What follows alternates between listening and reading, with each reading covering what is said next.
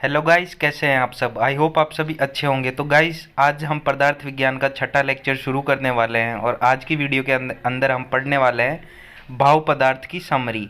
तो भाव पदार्थ क्या है, द्रव्य मतलब क्या है, गुण मतलब क्या है, कर्म मतलब क्या है, सामान्य मतलब क्या है, विशेष मतलब क्या है, समवाय मतलब क्या है, इन सब का हम यहाँ पर जनरल बीफ इंट्रोडक्शन लेने वाले हैं और उसके बाद में हम डिटेल में पढ़ने वाले हैं आगे द्रव्य, गुण, कर्म, सामान्य, विशेष, समवाय को। तो चलिए गाइस, शुरू करते हैं। तो दोस्तों, अब हम चालू करते हैं भाव पदार्थ। तो यहाँ पर भाव पदार्थ के अंदर जो सबसे पहला पदार्थ है वो है द्रव्य। तो जो द्रव्य के लिए जो श्लोक आया हुआ है यहाँ पर वो है यश्राशिता कर्म गुणा कारण समवाय यत् तद् द्रव्यम।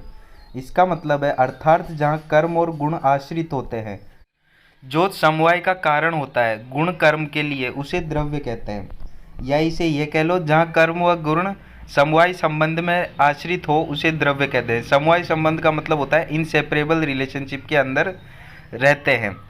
तो यहाँ पर जो द्रव्य है उसके लिए सिर्फ और सिर्फ आपको इतना सा याद रखना है कि जो कर्म और गुण रहते हैं वो इनसेपरेबल रिलेशनशिप के अंदर रहते हैं और वो आश्रित होते हैं किसके ऊपर, द्रव्य के ऊपर। फिर उसके बाद में हम जो सेकंड है जो भाव पदार्थ वो गुण है, तो उसका हम श्लोक देख लेते हैं यहाँ पर। तो जो उसके लिए जो श्लोक आया हुआ है यहाँ पर वो है समवाय तु निश्चेष्टा कारण गुणा। तो इसका मतलब है अर्थात जो द्रव्य समवाय अर्थात अपृथक भाव से मतलब क्या होता है, इनसेपरेबल रिलेशनशिप, जिसको अलग नहीं किया जा सके, से रहता है और स्वयं चेष्टा रहित होता है, उसे गुण कहते हैं।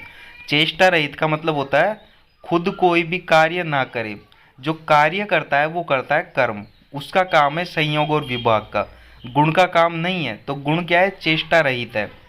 तो यहाँ पर गुण के लिए इतना सा श्लोक के अंदर बताया हुआ है समवाय तु निश्चेष्टा कारण गुणा, मतलब जो स्वयं चेष्टा रहित हो और स्वयं अपृथक भाव से रहता हो, उसे ही क्या बोलेंगे, अपृथक भाव से किसके साथ रहता है, वो द्रव्य के साथ रहता है अपृथक भाव से, उसे ही हम गुण कहेंगे।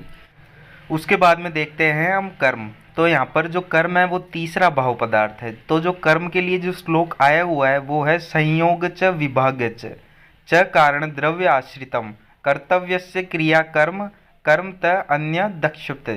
तो यहाँ पर इतना सा कहा हुआ है कि अर्थात जो संयोग व विभाग में कारण हो और द्रव्य पर आश्रित हो और कर्म संयोग व विभाग के लिए किसी अन्य की अपेक्षा नहीं करता है, मतलब ये खुद चेष्टा रहित नहीं है, संयोग और विभाग का काम यही करता है और ये किसी और पर आधारित नहीं है, ये किसी और की ना ही अपेक्षा करता है। लेकिन जो कर्म है वो भी द्रव्य पर आश्रित है और ये द्रव्य के साथ अपृथक भाव से रहता है। फिर उसके बाद में जो चौथा भाव पदार्थ है वो है सामान्य। तो सामान्य के लिए जो श्लोक आया हुआ है यहाँ पर वो है सर्वदा सर्वभावानाम सामान्य वृद्धि कारण। तो यहाँ पर सिर्फ और सिर्फ आपको इतना सा याद रखना है कि सामान्य वस्तु में आप सामान्य चीज़ को मिलाएंगे तो वो चीज़ बढ़ेगी। तो यहाँ पर ये लिखा हुआ है कि हमेशा जो सभी भावों की वृद्धि करता है उसे सामान्य कहते हैं। जैसे कि सामान्य को मैं आप एक छोटे से एग्जाम्पल से समझाता हूँ। जैसे कि मांस के सेवन करने से मांस धातु की वृद्धि होती है। मैंने आपको कहा था कि अगर आप सामान्य से सामान्य की वृद्धि करोगे तो उस चीज़ की वृद्धि होनी ही है। तो यहाँ पर आपको समझ में आ गया होगा कि मांस के सेवन करने से मांस धातु की वृद्धि होगी यहाँ पर। उसके बाद में हम बात करते हैं पांचवें भाव पदार्थ की, जो कि है विशेष। तो यहाँ पर लिखा हुआ है उनके लिए जो श्लोक आया हुआ है विशेष के लिए वो ये है हाश हेतु विशेष सच प्रवृत्ति रूपमय तु। अर्थात जो क्षीण मतलब कम होने या करने में जो कारण होता है उसे ही विशेष कहते हैं। जैसे कि मोटा आदमी होता है, जो मोटा आदमी को अगर हम जौ का सेवन करवाएंगे तो वो आदमी होगा वो पतला या नॉर्मल हो जाएगा। ऐसा क्यों? क्योंकि जौ का सेवन करने से जो मांस धातु होता है उसकी वृद्धि में कमी होती है, मतलब मांस धातु में क्षय होता है। तो इससे जो आदमी होता है वो पतला या सामान्य हो जाता है।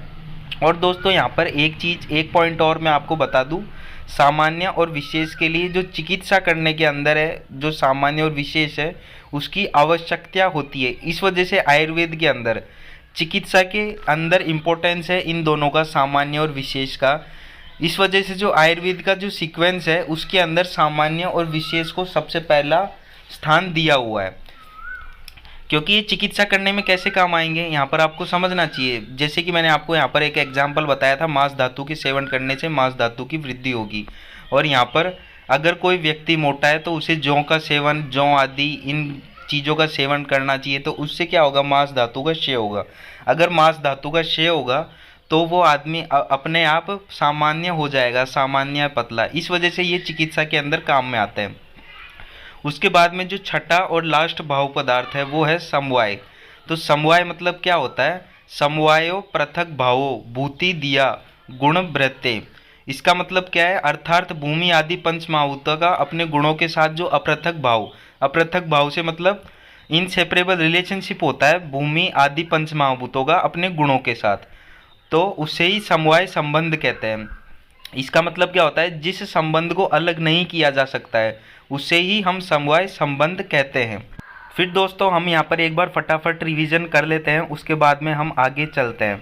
तो सबसे पहले आज हमने भाव पदार्थ पढ़ा। भाव पदार्थ 6 होते हैं, द्रव्य गुण कर्म सामान्य विशेष समवाय।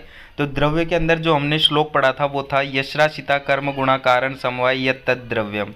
इसका मतलब क्या था, जहाँ कर्म व गुण समवाय संबंध में आश्रित हो उसे ही द्रव्य कहते हैं। द्रव्य के अंदर आश्रित हो कौन से रिलेशनशिप के अंदर, समवाय संबंध के अंदर, मीन्स इनसेपरेबल रिलेशनशिप के अंदर। उसके बाद में हमने गुण देखा, तो गुण के अंदर जो श्लोक आया था समवाय तो निश्चेष्टा कारण गुणा।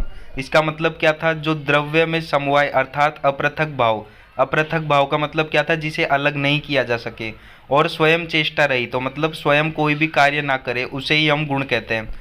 उसके बाद में हमने देखा था कर्म।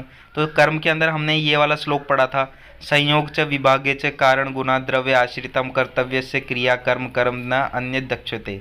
तो इसका मतलब क्या था, जो संयोग और विभाग का कारण हो और द्रव्य पर आश्रित हो और कर्म संयोग व विभाग के लिए किसी अन्य की अपेक्षा ना करता हो, तो ये स्वयं चेष्टा रहित नहीं होगा। फिर उसके बाद में हमने जो चौथा भाव पदार्थ पढ़ा था वो था सामान्य। तो सामान्य के लिए जो श्लोक आया था वो था सर्वदा सर्वभावानाम सामान्य वृद्धि कारणम। मीन्स यहाँ पर सामान्य चीज़ को हम सामान्य चीज़ से मिलाएंगे तो वो उसकी वृद्धि होगी। जैसे मांस के सेवन करने से मांस धातु की वृद्धि होती है। उसके बाद में हमने पढ़ा था पांचवा भाव पदार्थ वो था विशेष। हा सेतु विशेष च प्रवृत्ति रूपमय तु। इसका मतलब था अर्थात जो क्षीण या कम करने में जो कारण होता है उसे ही हम विशेष कहते हैं। चिकित्सा के अंदर सामान्य और विशेष की दोनों की आवश्यकता होती है, वो मैंने आपको बता दिया था कैसे इनका यूज़ किया जाता है चिकित्सा के अंदर।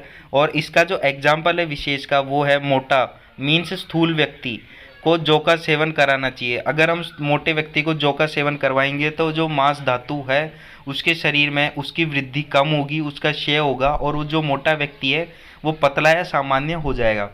उसके बाद में दोस्तों हमने पढ़ा था समवाय। तो जो समवाय है उसके लिए जो श्लोक आया था वो था समवायो पृथक भावो भूमया दिना गुण ब्रते। इसका मतलब है अर्थात भूमि आदि पंच महाभूतों का अपने गुणों के साथ जो अपृथक भाव से संबंध होता है उसे ही हम समवाय संबंध कहते हैं। और समवाय संबंध का मतलब ही वो होता है जिस संबंध को अलग ना किया जा सके। उसके बाद में हम आगे देखते हैं जो 24 पदार्थ होते हैं चरक के हिसाब से, वो हम आगे पढ़ेंगे। तो जो 24 पदार्थ हैं चरक के हिसाब से वो कौन कौन से हैं। जो चरक है उन्होंने जो प्रकृति और पुरुष को उन्होंने एक ही माना है, उन्होंने उसको अव्यक्त कहा है।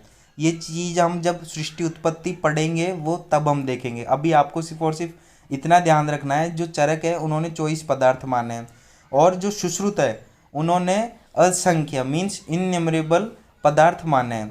और 25 पदार्थ सांख्य दर्शन ने माने हैं। वो कौन कौन से हैं, पुरुष, मूल प्रकृति, महत, अहंकार, 11 इंद्रिय, पंच महाभूत, पंच तन्मात्रा।